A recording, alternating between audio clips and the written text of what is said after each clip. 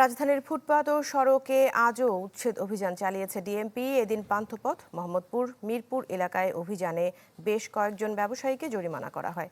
সরিয়ে দেওয়া হয় অবৈধভাবে দখল করে গড়ে তোলা স্থাপনা। এ সময় ব্যবসায়ীদের পুনর্বাসনের দাবি জানান। ঢালাইয়ের সেরা প্রিমিয়ার সিমেন্ট। অমান্য করলে রাস্তায় ও ফুটপাতে কোনো অবৈধ মালামাল পাওয়া গেলে আইনানুগ ব্যবস্থা গ্রহণ করা হবে।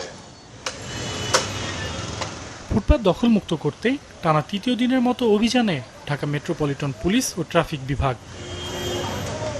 শনিবার 2 সিটি কর্পোরেশনের 8টি স্থানে চলে উচ্ছেদ অভিযান।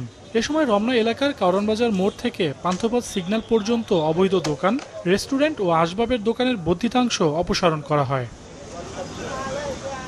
পুলিশের অভিযানে অনেকে আগেই দোকান ও বিভিন্ন স্থাপনা সরিয়ে নেয়, কেউ আবার দাবি করেন পুনর্বাসনের।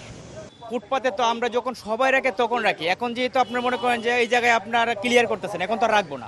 আমরা একটা ফ্যামিলিতে আমরা অনেক ফ্যামিলি চলতেছে এসব কাজের মধ্যে, আর এখন যদি না করে তাহলে না খায় থাকতে হইব আর কি।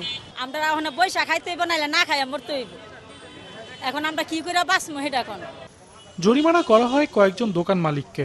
অভিযানে থাকা ম্যাজিস্ট্রেট জানান, জনস্বার্থে এমন অভিযান চলমান থাকবে। আমরা সর্বোচ্চ চেষ্টা করছি এটা কন্ট্রোল করার জন্য। আমরা বিজ্ঞপ্তি দিয়ে এসেছি, পরে আর বিজ্ঞপ্তি দিয়ে আসবো না, আমরা গোপনে আসবো, ওনাদেরকে ধরে নিয়ে যাবো, কঠোর অবস্থানে আমরা যাব।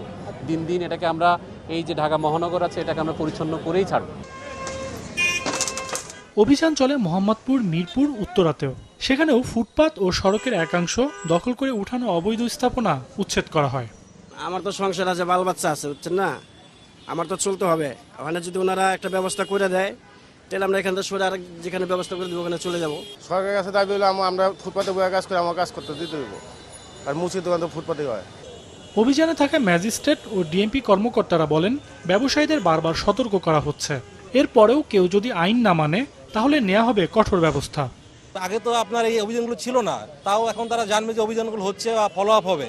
এভাবে একটু একটু করে যতটুকু আমরা ঠিক করা যায়, তারপরে আমরা আরো কঠোর অবস্থায় যাব। 1 এপ্রিল শুরু হওয়া এই বিশেষ অভিযান চলবে 5 এপ্রিল পর্যন্ত।